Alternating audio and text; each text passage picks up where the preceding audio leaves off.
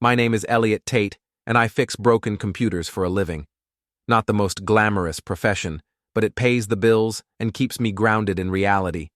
Unlike my wife Priscilla, who sells pharmaceutical equipment to hospitals and thinks she's saving the world one overpriced MRI machine at a time. I was crouched under our kitchen sink, wrestling with a stubborn pipe joint, when I heard voices drifting from the living room. The acoustics in our Palomino Heights ranch house were strange. Sound traveled through the heating ducts in unexpected ways.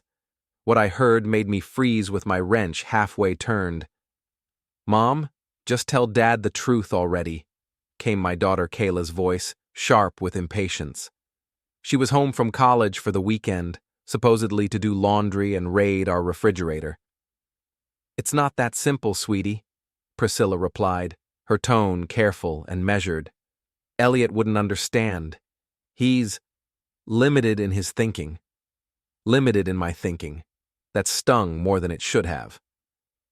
"Constantine treats you like a queen," Kayla continued. "Dad treats you like a roommate he occasionally has dinner with." Constantine. I'd heard that name before, floating around the edges of Priscilla's work stories. Some hotshot medical equipment distributor from downtown. According to Priscilla, he was revolutionizing the industry with his innovative financing models. According to me, he sounded like a pretentious jerk with too much money and not enough sense. "Constantine is different," Priscilla said, and I could hear the smile in her voice. "He understands ambition. He gets that I want more than this suburban mediocrity." Suburban mediocrity. Our home, our life, our marriage. I set down my wrench and listened harder. "He's a millionaire, Mom. Dad can't compete with that." "You're right," Priscilla said without hesitation. "Elliott can't compete. He won't even try. He's comfortable being small." The conversation continued, but I'd heard enough. I crawled out from under the sink, my knees protesting against the kitchen tiles, and sat back on my heels. 22 years of marriage, and this was how my wife really saw me. Limited, small, unable to compete. She was right about one thing. I wouldn't compete, not the way she expected. Over the next few days, I paid attention. Really paid attention. Priscilla's late nights at client dinners, her new wardrobe of expensive blouses and tailored skirts, the way she checked her phone constantly, always angling the screen away from me, the subtle changes in her routine that I'd been too trusting, too comfortable to notice. I found the first piece of real evidence on a Tuesday morning. Priscilla had rushed out for an early meeting, leaving her gym bag by the front door. As I moved it to grab my jacket, something hard shifted inside. A phone. Not her regular iPhone, but a cheap Android burner. The screen was locked, but the notification preview showed enough. "Can't wait to see you tonight, beautiful. See Constantine." I photographed the screen and put the phone back exactly where I'd found it. Then I went to work, fixed 3 laptops and a server, and thought about what I was going to do. That evening, Priscilla announced she had another late meeting. "Big presentation for the hospital board," she said, not quite meeting my eyes. "Might be very late." "No problem," I replied. "I've got some network maintenance to catch up on anyway." She kissed my cheek, a perfunctory gesture, and left. I waited 10 minutes, then followed. Priscilla's car led me downtown to the Meridian Hotel, one of those gleaming towers that had sprouted during the tech boom. I parked across the street and watched her walk into the lobby, moving with more confidence and purpose than I'd seen from her in years. 20 minutes later, a silver Porsche pulled up to the valet stand. The man who got out was everything I wasn't. Tall, tanned, wearing a suit that probably cost more than my monthly salary. Even from a distance, I could see the easy arrogance in his movements, the way he tossed his keys to the valet like he owned the world. Constantine Varga. I'd looked him up online that afternoon. 38 years old, CEO of Meridian Medical Solutions, featured in the business section for his disruptive approach to healthcare financing. In his professional photos, he had the kind of smile that sold million-dollar deals and broke up marriages.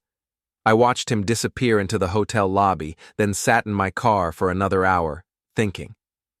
When Priscilla finally came home at midnight, I was already in bed, pretending to sleep. "How was the presentation?" I asked in the darkness. "Exhausting," she replied, and I could hear her moving around the bedroom, probably hiding clothes that smelled like expensive cologne. "But successful. I think we'll close the deal." "That's great, honey. I'm proud of you." And I was, in a way. It took skill to lie that smoothly. The next morning, I made my decision. While Priscilla showered, I went through her purse and found receipts. Dinner at Chez Laurent, $200 for a meal I'd never shared. Lingerie from Victoria's Secret in sizes and styles she'd never worn for me. A parking garage downtown, the same one attached to the Meridian Hotel. I photographed everything, then called in sick to work. Instead, I drove to my bank and opened a new checking account. Just mine. Then I visited our investment advisor and learned exactly what assets were in my name alone versus joint accounts. The picture that emerged was interesting. Priscilla made good money, but she'd been living beyond her means for months. Designer clothes, expensive lunches, spa treatments, all charged to our joint credit card. Meanwhile, the house, both cars, and most of our investments were in my name. A quirk of our financial planning that suddenly seemed very relevant. That afternoon, I called my old friend Pete Kowalski. Pete had been a police detective before retiring to run a private security consulting firm. We'd stayed in touch over the years, bonding over our shared appreciation for good beer and bad jokes. "Elliott, you old bastard," Pete said when he answered. "What's the occasion?" "I need a favor, Pete. Background check on someone." Pete's tone shifted to professional. "Personal or business?" "Personal. Very personal. Give me a name." "Constantine Varga, CEO of Meridian Medical Solutions." Pete was quiet for a moment. "You sure you want to go down this road, Eli?" "I'm sure." "All right. Give me 24 hours. Pete called back the next evening with a report that was both better and worse than I'd expected. Constantine Varga was indeed a millionaire, with a penthouse condo and a portfolio of successful investments. He was also a serial womanizer with a pattern of targeting married women in professional settings. 3 that I could confirm in the past 2 years, Pete said. All married, all in medical sales or related fields. He wines and dines them, makes them feel special, then moves on when the novelty wears off. Usually takes about 6 months. How long has he been with his current project? Based on credit card records and social media, about 4 months. 4 months. Right around the time Priscilla started working late and buying new clothes. There's something else, Eli. This guy's got a reputation for being vindictive when things don't go his way. One of his exes tried to expose him publicly. He destroyed her career, got her fired, made her life miserable until she moved out of state. Thanks for the warning, Pete. What are you planning to do? I looked around our living room, the furniture we'd picked out together, the photos of family vacations, the life we'd built over more than 2 decades. I'm going to pack my bags, I said.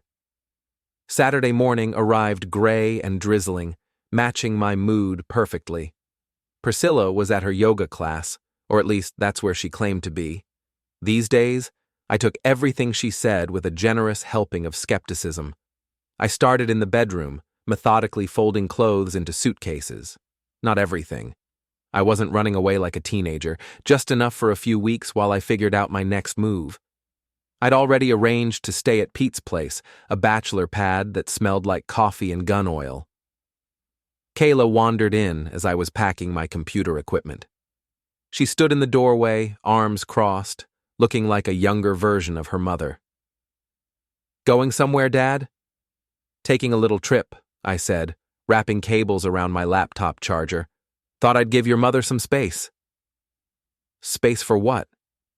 I looked at my daughter, really looked at her. When had she become so much like Priscilla?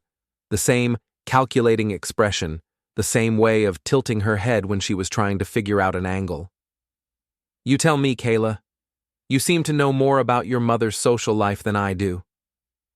Her cheeks flushed, but she didn't back down. Mom deserves to be happy. I agree completely, that's why I'm leaving. I finished packing and carried my suitcases to the car. Kayla followed, her bravado starting to crack. Dad, wait! You can't just leave. What about Mom? What about everything? Everything will be fine, I assured her. Better than fine, actually. Your mother will finally get what she wants. Which is? Freedom to make her own choices, and live with the consequences.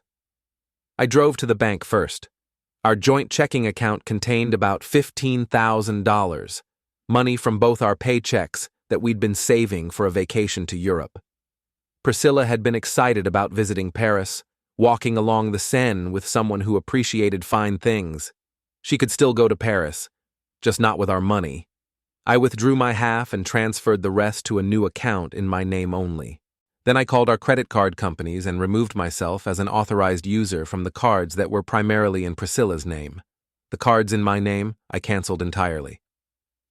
Next stop, our investment advisor's office.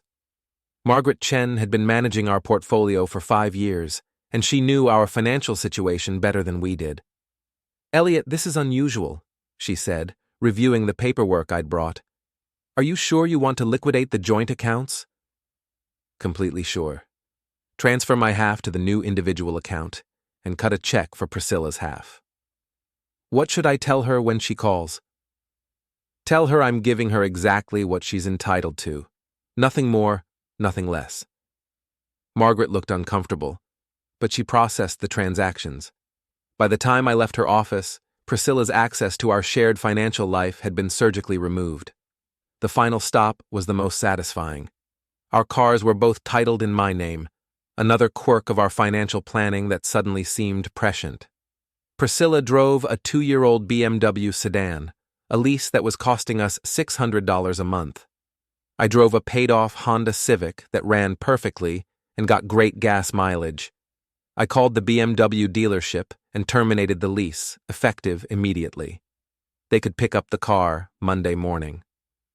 By the time I finished my errands, it was late afternoon. I drove to Pete's place and unloaded my suitcases, then sat on his back porch with a beer and waited for my phone to ring. It didn't take long. Elliott, what the hell is going on? Priscilla's voice was sharp with panic. I tried to buy groceries and my card was declined. Then I called the bank and they said you closed our account. I didn't close anything, I said calmly.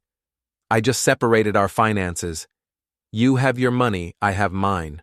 This is insane. You can't just... I can, actually. And I did. Why? What brought this on? I almost laughed. Even caught red-handed, she was going to make me spell it out. Constantine Varga, I said. The silence stretched so long, I thought the call had dropped. I don't know what you think you know, she finally said, but you're wrong. Am I? Should we call him right now and ask? Another silence. Elliott, please, come home. We can talk about this. There's nothing to talk about, Priscilla. You made your choice. I'm just making mine easier for both of us. What choice? I haven't made any choice. Sure you have. You chose Constantine. You chose his money and his attention and his promises. You chose to lie to me for 4 months while you figured out your exit strategy. It's not what you think. Then explain it to me. Explain the burner phone. Explain the hotel receipts. Explain why you've been living like a single woman while married to me. She couldn't, of course. The evidence was too clear, too damning. He's a millionaire, Elliott. You can't compete with that. There it was. The truth, finally spoken out loud. You're right, I said. I won't. I hung up and turned off my phone. Pete came out onto the porch with 2 fresh beers and settled into the chair next to mine. How'd she take it? About like you'd expect. Denial, anger, more denial. What's your next move? I thought about that. Priscilla was probably calling Constantine right now, crying about her unreasonable husband and his cruel financial manipulation. Constantine would comfort her, maybe offer to help with her immediate expenses. He'd position himself as the knight in shining armor, rescuing her from her mundane marriage. "I'm going to let them be happy together," I said. "For a while." Pete raised an eyebrow. "That doesn't sound like much of a plan." "Oh, it is. See, Constantine has a pattern. He romances married women, makes them feel special, then moves on when they become inconvenient. Right now, Priscilla is exciting because she's forbidden fruit. But what happens when she's just another available woman?" "He gets bored." "Exactly. And according to your research, he's got a 6-month attention span. We're already 4 months in." Pete grinned. "So you're going to let him solve your problem for you?" "I'm going to let him be exactly who he is. No interference necessary." That night, I slept better than I had in months. No more lying awake wondering if Priscilla was texting her lover. No more pretending not to notice the distance growing between us. No more competing with a millionaire for my own wife's attention. Because I wasn't competing anymore. Monday morning brought a series of increasingly frantic voicemails from Priscilla. The BMW dealership had arrived to repossess her car. The mortgage company had called about restructuring our loan now that the account information had changed. Her gym membership, her spa appointments, her standing lunch reservations, all the little luxuries that had been automatically charged to our joint card were suddenly unavailable. I listened to each message while eating breakfast at Pete's kitchen table, marveling at how quickly a comfortable life could become complicated. "Elliott, please call me back," she said in the final message. "I know you're angry, but this is affecting more than just us. Kayla's tuition payment bounced. You're hurting our daughter to get back at me." That one almost worked. Almost. But Kayla's tuition was paid from a dedicated education account that I hadn't touched. If a payment had bounced, it was because Priscilla had been skimming from the wrong fund. I called the college's financial aid office and straightened out the tuition situation, paying directly from my new account. Then I called Kayla. "Dad, thank God. Mom said you were having some kind of breakdown." "I'm fine, sweetheart. Your tuition is handled." "What's going on? Mom's freaking out about money and cars, and I don't understand any of it." "Your mother and I are separating. I've moved out temporarily while we figure things out." "Because of Constantine?" The question caught me off guard. "You know about Constantine?" "I'm not stupid, Dad. I've known for months. Mom's been different, happier. She deserves that." "Does she? Even if it means lying to me?" Kayla was quiet for a moment. "Maybe if you'd paid more attention to her, she wouldn't have needed to look elsewhere." It was like being slapped by my own child. But instead of anger, I felt something close to relief. Now I knew where Kayla stood, and I could plan accordingly. "You might be right," I said. "I hope Constantine makes her very happy." "He will. He's successful and ambitious, and he treats her like she matters." "I'm sure he does. Give my love to your mother." I hung up and stared at Pete's kitchen wall, processing what I'd learned. Kayla wasn't just aware of the affair, she was actively supporting it. My own daughter had been helping her mother deceive me. The betrayal should have hurt more than it did. Instead, it clarified things. I wasn't just losing a wife, I was losing a family that had already decided I didn't matter. Fine, I could work with that. Over the next 2 weeks, I settled into a routine. I worked my regular IT consulting jobs, stayed at Pete's place, and watched from a distance as Priscilla's new life took shape. Through social media and mutual friends, I tracked her progress. Constantine had indeed stepped up to help with her immediate financial needs. She was driving a loaner car from his dealership, a red convertible that looked expensive and impractical. Her Instagram posts showed dinners at restaurants I couldn't pronounce, weekend trips to wine country, shopping expeditions that would have funded a small vacation. She looked radiant in every photo. Younger, more vibrant, more alive than she'd seemed in years. Good for her. Meanwhile, I used my free time productively. I hired a lawyer and filed for divorce, citing irreconcilable differences. I documented our financial separation and secured my individual assets. I researched Constantine's business practices and personal history more thoroughly. What I found was fascinating. Constantine Varga was indeed a millionaire, but his wealth was built on a foundation of leveraged debt and creative financing. His medical equipment business was successful, but it was also highly dependent on maintaining relationships with a small number of major clients. His personal spending was impressive, but unsustainable. The penthouse condo was mortgaged to the hilt, the Porsche was leased, and his investment portfolio was heavily concentrated in high-risk ventures. More interesting was his pattern with women. Pete's initial research had identified 3 recent affairs, but deeper digging revealed a more extensive history. Constantine had been married twice, both marriages ending in expensive divorces. He had a reputation in his social circle as a charming but unreliable partner. Most intriguingly, his current business success was partly built on relationships he'd cultivated through his romantic conquests. 2 of his major medical equipment contracts had come through women he'd been involved with, women who'd used their professional influence to steer business his way. Constantine wasn't just a serial womanizer, he was a strategic one. I was pondering this information when my phone rang.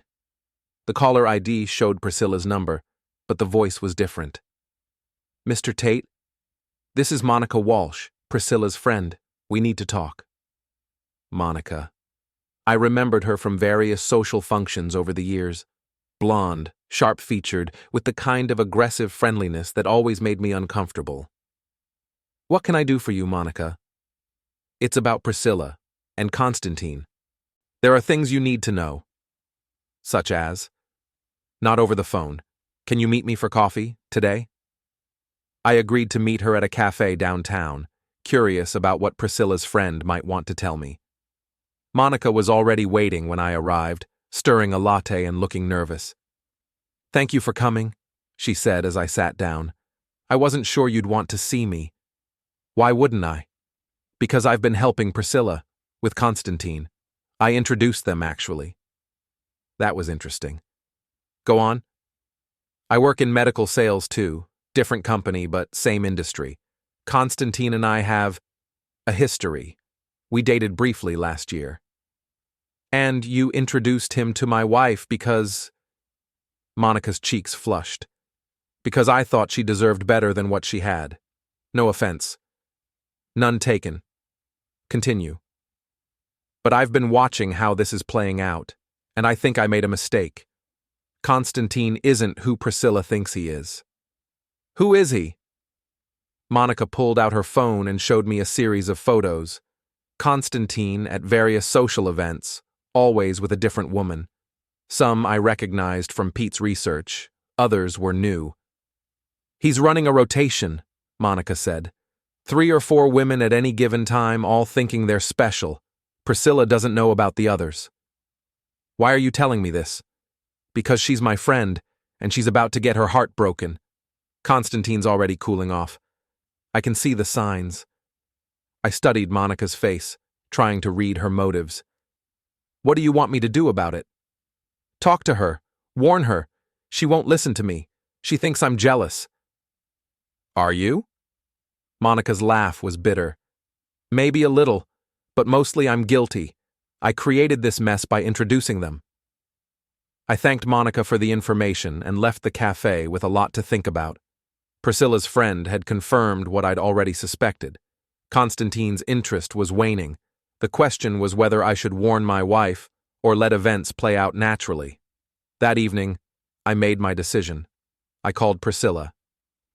"Elliott, is everything okay?" "I'm fine. I wanted to ask you something. Are you happy?" The question seemed to catch her off guard. Yes, I am. Happier than I've been in years." "Good. I want you to be happy." "Really?" "Really. You deserve to have everything you want, Priscilla. I hope Constantine gives it to you." There was a long pause. "Thank you for saying that. It means more than you know." Just promise me something. When this is over, remember that I never stood in your way. When what's over? Elliott, what are you talking about? But I'd already hung up. I'd delivered my warning as clearly as I could without being explicit. What Priscilla did with it was up to her. 2 days later, Pete called with an update. Your boy Constantine just signed a lease on a second apartment, he said. Penthouse unit in the Harbor District. Either he's expanding his real estate portfolio or he's setting up a love nest for someone new. Someone new? Bethany Wells, 28, pharmaceutical sales rep for Morrison Medical, blonde, ambitious, recently divorced. I felt a strange mix of vindication and sympathy. How long before Priscilla finds out? If she's paying attention, not long. Constantine's not exactly subtle. That weekend, Priscilla's social media posts told the story. Friday night dinner with Constantine, all smiles and wine glasses. Saturday morning brunch, just the two of them looking cozy. Saturday evening, a group photo from some charity gala. Constantine's arm around a blonde woman who definitely wasn't my wife. Sunday brought silence. No posts, no updates, no radiant photos of her new life. Monday morning, my phone rang. Elliott? Priscilla's voice was small, uncertain. Can we talk? Of course. What's on your mind? I think I made a mistake. I met Priscilla at a diner near our old neighborhood, a place we'd gone for Sunday breakfast during better times. She looked smaller than I remembered, her confidence deflated like a punctured balloon. Thank you for coming, she said, as I slid into the booth across from her. I wasn't sure you would. You said you made a mistake. What kind of mistake? She stared at her coffee cup, gathering her thoughts. Constantine isn't who I thought he was. Who did you think he was? Someone who saw potential in me, someone who wanted to build something together. Her laugh was hollow. Turns out he was building something, just not with me. Bethany Wells? Priscilla's head snapped up. You know about her? I know about all of them, Priscilla. Constantine has a type, and you fit it perfectly. Married, successful, looking for something more. He made you feel special because that's his business model. You investigated him? I investigated my wife's lover. Seemed like the prudent thing to do. She was quiet for a long moment. How long have you known? About Constantine? 4 months? About you being unhappy? Probably years. Why didn't you say anything? What would I have said? That you deserved better than suburban mediocrity? That you were too ambitious for our small life? You already knew all that. Priscilla's eyes filled with tears. I never meant for it to go this far. Yes, you did. You meant for it to go exactly this far. You just thought it would end differently. Can we fix this? Us, I mean? I looked at my wife, my soon-to-be ex-wife, and felt something I hadn't expected. Not anger, not hurt, but a kind of sad clarity. No, I said gently. We can't. Why not? I'll end things with Constantine. I'll do whatever it takes. Because you don't want to fix us, Priscilla. You want to fix your mistake. There's a difference. She started to protest, but I held up a hand. You said Constantine was a millionaire and I couldn't compete. You were right. I can't compete with millions of dollars or penthouse apartments or European vacations, but here's what I realized. I don't want to. I don't understand. I don't want to be in a relationship where love is a competition, where my worth is measured against someone else's bank account, where I have to prove myself worthy of basic fidelity. Priscilla wiped her eyes with a napkin. So what happens now? Now you figure out what you actually want instead of what you think you deserve. And I do the same. The divorce papers are already filed. You'll get half of everything, just like the law requires. The house, the investments, all of it. I don't want your money, Elliott. Yes, you do. You've always wanted my money. You just wanted more of it. I stood up and put a 20 on the table. Take care of yourself, Priscilla. I genuinely hope you find what you're looking for. As I walked toward the door, she called after me. What if Constantine comes back? What if he chooses me? I turned around one last time. Then you'll have won the competition. Congratulations. Outside the diner, I sat in my car for a few minutes, processing what had just happened. I'd expected to feel triumphant or vindicated, but instead, I felt empty. Not sad exactly, just, finished. My phone buzzed with a text from Pete. Constantine just posted photos from Cabo. He's there with the blonde. Thought you should know. I forwarded the text to Priscilla, then blocked her number. She'd figure out the rest on her own. The next few weeks passed in a blur of legal paperwork and practical arrangements. Our lawyer handled the divorce proceedings with professional efficiency, dividing 22 years of shared life into neat financial categories. The house would be sold, the proceeds split. Priscilla could keep her retirement accounts. I'd keep mine. Kayla called once, angry about the divorce and convinced I was destroying the family out of spite. I let her say her piece, then wished her well at college. She was an adult now. She could choose her own relationship with me. Through mutual friends and social media, I tracked the final act of Priscilla's affair. Constantine returned from Cabo with Bethany Wells, making no effort to hide their relationship. Priscilla confronted him at his office, creating a scene that became the talk of the medical sales community. He had security escort her out. Monica called to update me on Priscilla's reaction. She's devastated. Keeps saying she gave up everything for him. She didn't give up everything, I corrected. She gambled everything. There's a difference. She wants to call you. She can't. I blocked her number. Elliott, she's really struggling. Maybe you could... Monica, let me ask you something. If Constantine called you right now and said Bethany was a mistake, that he wanted you back, would you go? Monica was quiet for a long moment. Probably. Then you understand the problem. Priscilla doesn't want me back because she loves me. She wants me back because her first choice didn't work out. I'm not interested in being anyone's consolation prize. A month later, Pete called with the final update. Constantine just announced his engagement to Bethany Wells, big spread in the society pages. How's Priscilla taking it? According to Monica, she's moved back in with her sister. Lost her job too. Apparently the drama with Constantine damaged her professional reputation. I felt a flicker of sympathy, but it passed quickly. Priscilla had made her choices with full knowledge of the risks. The consequences were hers to bear. As for me, I was doing better than expected. I'd moved into a small apartment downtown, close to my best clients. My business was growing. Word had spread about my reliability and discretion, qualities that seemed increasingly rare in the tech world. I wasn't dating yet, wasn't sure I wanted to, but I was sleeping well, eating better, and rediscovering hobbies I'd abandoned during my marriage. I'd started playing guitar again, something I hadn't done since college. One evening, as I was practicing chords on my balcony, my neighbor knocked on the door. She was a teacher at the local elementary school, recently divorced herself, with a warm smile and practical shoes. I hope the music isn't too loud, I said. Not at all. I was wondering if you'd like to join me for dinner sometime. Nothing romantic, she added quickly. Just two neighbors being neighborly. I considered the invitation. Sarah seemed kind, uncomplicated, content with her small life. She probably wasn't a millionaire, wouldn't offer me European vacations or penthouse apartments.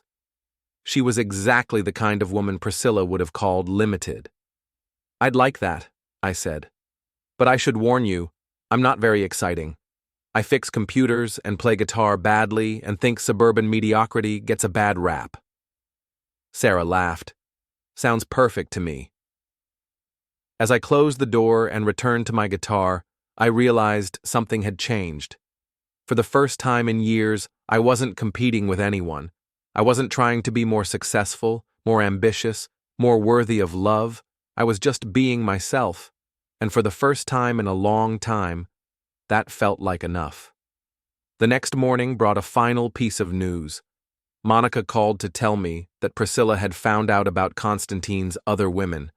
Not just Bethany, but a third woman he'd been seeing simultaneously. Apparently, he'd been running a more complex operation than anyone had realized. "She keeps saying she should have listened to you," Monica said. "I never told her anything about Constantine." "No, but you warned her. That last conversation you had, when you said to remember that you never stood in your way.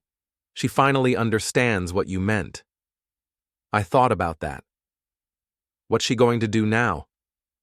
"Start over, I guess. She's talking about moving to another city, getting a fresh start." "Good for her. Everyone deserves a second chance." "Even her?" "Especially her. She's not a bad person, Monica.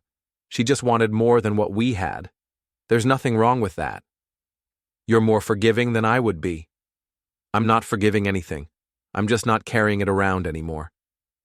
After I hung up, I sat on my balcony with my morning coffee and thought about forgiveness.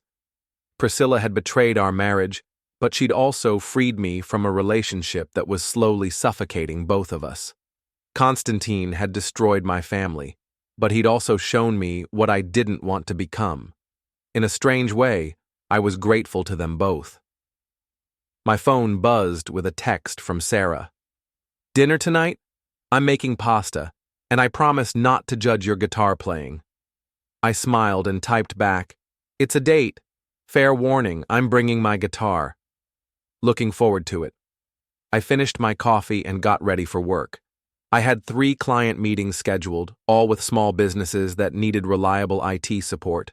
Nothing glamorous or exciting, just honest work for honest pay. It wasn't a millionaire's life, but it was mine.